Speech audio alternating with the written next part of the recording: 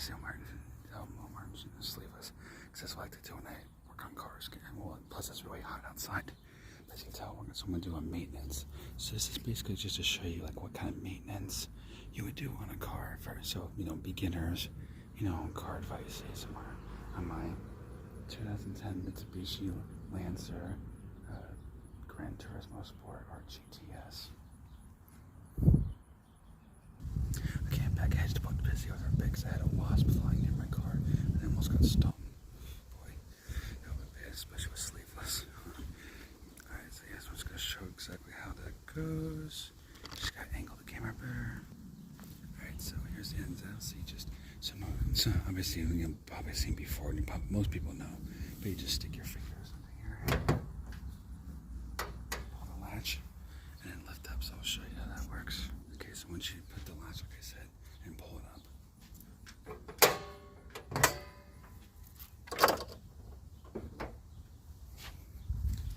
And do it like so. So just lift this up a little bit. You want to make sure it's nice and locked in. Yeah, you can tell that I have different stickers on my car. Alright, so I'm just going to show you basic maintenance that is important for you to know. So here we go.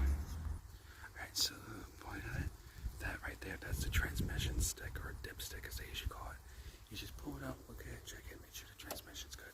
Now, of course, I do change my transmission fluid was changed before I purchased this car here. But it was sometime last year, so I think it was a little over a year ago, something like that. Yeah, well, yeah, because it was in the summer, so next summer, if I still have this car, yeah, it'll be 2 years. But yeah. So you just pull it out like you saw, and you check the fluid to make sure it's good. Now, obviously, as you can tell, this fluid is very clean, bright colors like it should be. And then you just put it back in, like once you're done checking it. And like I did, now obviously I do it fast because I know what I'm doing. Now, when it comes to beginners, yeah, I definitely say until you get used to it, you just put it nice and slowly, not too fast, because you don't want to damage anything. So, like I said, if you're new to it, definitely I'd say, because I used to do it really slowly and carefully. Now, of course, I've been working on cars for a long time, so I could do it easily, like a mechanic, real quick, and now like nothing. Because I know how far to put it in and how to put it in just right. But I would always wash your hands afterwards because car, any chemicals, that's what I'm trying to think of, chemicals, fluid, whatever you want to call it, known to state of California can cause cancer. So, like anything else, I always wash my hands if I know really, really good. Now, of course, that's my next point. Rings, because I'm gonna get really close to the parts. Don't do the stupid thing and keep rings on, or as I see, necklace. So what I do is I stick my necklace down my shirt, so if I have it on. Now if my face is up to the engine, yeah, I'm taking that necklace off. I'm not risking it.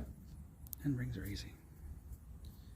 Just always remember to take it off. If you're put in your pocket, put it in a safe, anywhere that's the heck away from the vehicle you're working on. As I said, I never done it, but there's people who have done it, and the metal on your rings can weld and the metals will cease. Basically it'll get stuck to metal, and then you'll be stuck there, and you have to have a tool to break the ring to get it out if you can. If you can slide your finger, that's great, but unfortunately sometimes I've heard stories that didn't happen. So just for safety of everybody and yourself, just don't wear any jewelry. Just take it all off.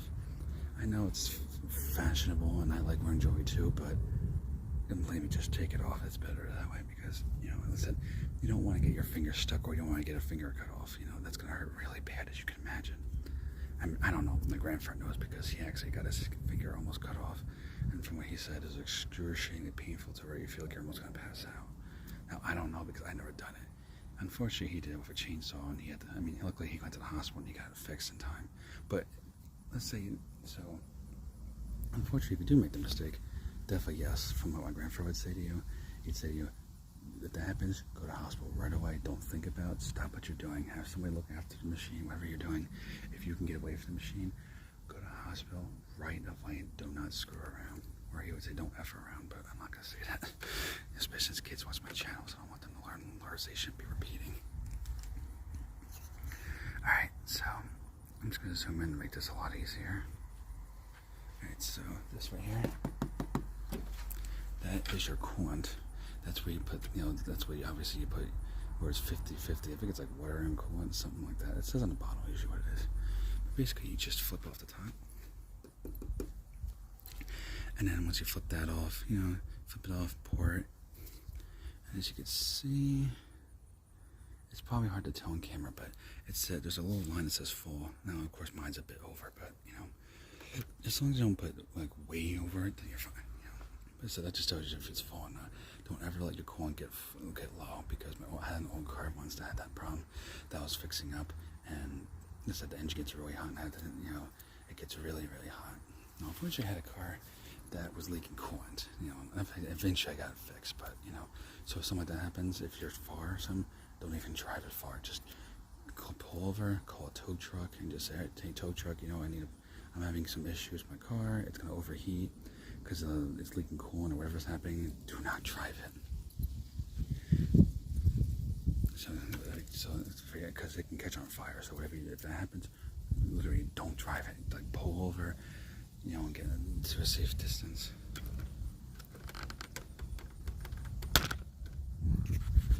Jeez, stupid tripod. And then this right here, that's your windshield wiper fluid. Yeah, I'm trying to think. I don't think what that's called. Yeah, windshield wiper fluid. And this one's not all cars come with this, but this one actually comes with a dipstick, which I was surprised. This came factory for dipstick. That's surprised because usually they don't. Jesus.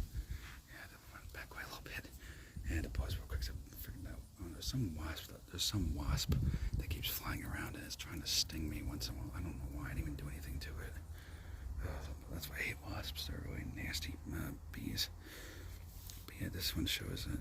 Now, obviously, we don't have this. You just look in the top. As long as I fell all the way to the top. Now, obviously, I haven't done it in a while. Because it's good. And it's still summer, so I don't use it that much. Maybe I'll use it like once a day. Clean, make sure the windows are clean, and stuff like that. And make sure it works. So that way it gets running and works. But it's not something you have to do. But like I said, I'm the kind of person who likes to keep up with the maintenance like a lot. I mean, that's why my cars last so long. I mean, the last car I had it was like 175,000 miles with all original parts, except for obvious things like brakes. But that's pretty obvious and self-explanatory. All right, now for the engine. All right, so now comes the oil change. Now, obviously, I have to make a whole other video for oil change. That's a really big video because that's a lot to do. But all right, so basically, when it comes to oil change, or if you want to check your oil, my car hasn't been running. My car hasn't ran in like 6 hours, or something like that, 5-6 hours. So this is perfectly fine to check it because all the oil, is down to the pan. Because once you start it, the oil starts flowing into the engine. But like I said, this hasn't ran in several hours, so all the oil's in the same place now. It's not in the engine.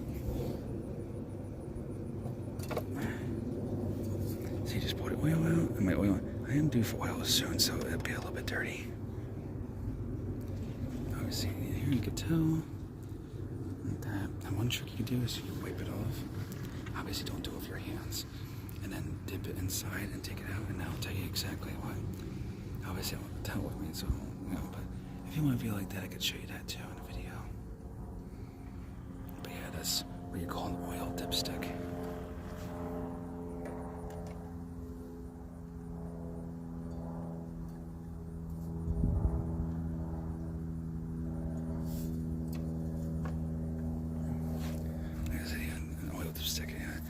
There's a little hole you put it in, but you can't see because that's the crap they put on it. Basically, it doesn't really do it. It's just a cover for the engine, basically, or as they call, or as mechanics usually call it, a beauty cover. Which is basically what it is. It's just a beauty cover. It's just to make the engine. It's just usually it's to make it look good. Now I keep it on because it's part of what comes with factory, and plus it protects the engine. So not that water does slip in, but if it did, this would protect it. But usually not so much. And then over, see, is that it? And then right there, I believe is the fuse box. Yeah, because that one part's air filter, so that's, yeah. fuse box, dude, if you want to change fuses. Now, if you want to know more about the fuses, I could show you a separate video on that, on how that works. But yeah.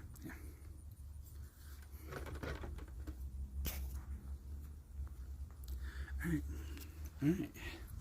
So that's just the basics, really, the simple basics to your, coolant. And of course, fluids.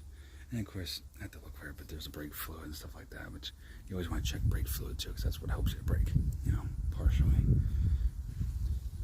And I can show you brakes, tires, different stuff like that. Like I said, I know how to change a tire, I know how to do oil, I change the oil, and stuff like that. Now, I didn't do the transmission fluid, because that's a bit complicated. That's the people who I bought the car from, so I used car a lot, they did the oil. The transmission fluid, jeez, wrong thing. Sorry. Yeah, they changed the transmission fluid. So the transmission fluid is good, I check it anyway, just, to make sure, because I said I always keep maintenance. Or one thing I do is I keep the hood open after I get done driving to cool off the engine bay. Because, you notice like a lot of this plastic, rubber crap, not the best. Even though this is Japanese and, it's better quality than American cars. Since, Japanese cars, they'll last for a long time. I've always had Japanese cars, and they've lasted a long time. Now, obviously, you see our older videos, the old 93 Camaro, which was my grandmother's, but me and my grandfather work on fixing it. Now, I've worked on my grandmother's cars, because she doesn't know much. She I don't know, because she says because she's a girl, she doesn't, understand the point of learning how to buy cars. I'm like, yeah, but my mother's a girl, and she works on cars. She knows how to change a tire, change oil, change the light bulbs, headlights. It's not a gender thing. Like, it's a human thing. Like, I don't know. It kind of sounds odd if you ask me, but that's, not the whole entire life story, but, just explain, basically just explain, the whole thing, and that's, but personally, I don't understand that. Personally, I think both men and women both should learn to fix cars, because, owning a car, that's part of it is maintenance. How to fix it, how to do this and that. Obviously, certain things like brakes, something really important in a big job. Yeah, if you don't know completely how to do it, yeah, you want to go to a mechanic, because that's obvious.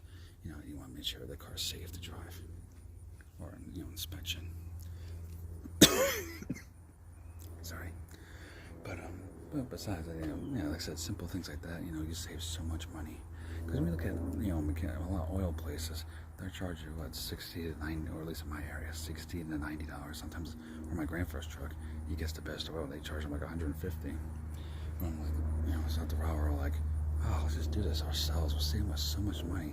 And I do too, because I get the best and most. I just go to the store. I don't even look at the price. I just like, whatever the best oil you have for my car is, that's what I want. Now, of course, since it's, my car, 4-cylinder Japanese car, it uses advanced full synthetic. So I get, the best quality full synthetic that I can possibly get. And but once in a while, I'll go to my mechanic friend I know. He'll do my oil once in a while, like if I'm busy or I just don't feel like doing it. But for the most part, yeah, I do it as myself. Saves so much money. But of course, because he knows me too, he only charges $50. Where at local oil places, will charge like $100 for an oil change. I'm like, for an oil change? It's kind of like a ripoff. And he's like, oh, don't go to them. I'll do it for you for only $50. The heck with those oil places. They're gonna charge you that much, and then they're gonna say, oh, well, you should buy this and fix this and that. And I'm like, yeah, well, that's why I go to you, because you don't go around BSing me and saying how I should buy this and that. Or like some cases where they told me they told me that my tire valve, because I use steel metal tire valve caps, and they'll say, oh, but it's stuck on. You have to get a new one or get a whole new rim. We could give you new, those, cheap little plastic ones. I'm like, it's like that. But it's not like I just take a wrench and tighten it, so the air doesn't get, so it's tight on the air valve. So like I said, I told them, like, don't lie to me. It's like, I just used a wrench for it. I said it's not fused. I even showed them that, but they still kind of find these reasons why. Oh, well, this could happen. I'm like, dude, I work on my own cars. Like, yeah, I'm young. Yeah, I'm only 30 years old, but I know how to do tires. Like, I've changed all my tires like all the time. I've even patched my own tires, which is something too. If you want to know how to patch a tire, I can show that too. And that's easy. You can get kits right at the auto parts store and fix a patch yourself. And it's not that hard either. It's pretty simple. I learned it when I was 16, 18 years old, something like that. So this was back in like 2010 to 2012, because I was 18 in 2012. So somewhere around there, something like that. I can't remember exactly, but somewhere like that. But yeah, so that's, basically that's it for that. Like I said, I could show you more of the tire valve. Like I said, I use steel metal ones, so I could show you how to steel metal tire caps work. If you want to see the tire valve caps, the steel metal ones I have, I can make a video on that if you want. So just let me know what kind of stuff. Now I'm limited to what I know. I don't know every single little thing. Like I'm not a mechanic. I'm what they call a garage mechanic. So basically, I learned from somebody who is a master mechanic, because the mechanic he's a master mechanic for several years. I mean, he's been a mechanic since like the 60s, 70s, something like that. So he's seen tons of generations of cars, tons of cars. And he's worked on, European cars, Italian, exotic, muscle cars, Japanese tuner sports cars, you name it, pickup trucks, mail trucks, company trucks, a whole bunch of cars. Like he's got a wide variety of cars he's worked on under his belt, and that's where, that's mostly what I learned from, because I was taking his car to him, because he's a family friend, so he would sit there, oh, this is how it works. He would even pull me into his garage and let me watch, and and show him, because I never grew up with a father, so lacking a father figure, he kind of, filled that role and showed me like what a father would do, like how to fix a car, how to do an oil change, stuff like that. Not to tell my whole life story, but it's the truth, and I don't want to, I just say it how it is. I mean, I had a stepfather, but he didn't really show you. The problem is he was growing up. He was a bit impatient. He got impatient with me, and wanted to rush me to learn cars. But I got a slow learning disorder and Asperger's. So on the not full-on autism, but on the spectrum of autism. So like high functioning Asperger's, basically what it technically is. But you get the idea. Oh, and then of course this is another type of coin, but this is something different. But and definitely this. Can you see in the video? No, I can't see it. I can only change the camera. Yeah, that little orange cap right here. That's enough one. But this you don't change often. Now when you do, you turn it like that. But do not ever do it soon after you start the engine. If you start the engine, wait until it cools off. Because you know what's gonna happen? It's crazy too. I've seen videos of it before. As soon as you open this for a hot engine, this hot steam comes up. Literally, I'm not kidding, like no cap. Your whole entire hand will get this really bad burn to where your skin might melt. Now, I'd never done it before because I get nervous about it. But I've seen videos of it on YouTube and and different videos on the internet. I'm like, oh god! I was like, damn, that's gotta freaking hurt. And I burned myself. I mean, I burned my skin before to where my skin melted before, because not on purpose. It was something I did by accident. I was straightening my hair, and then I got the hair straightener when I had long hair. I had it too close to my forehead, and unfortunately, it melted the skin on my forehead, which took a couple of weeks for the skin to repair itself. Well, heal. That's what should be a heal.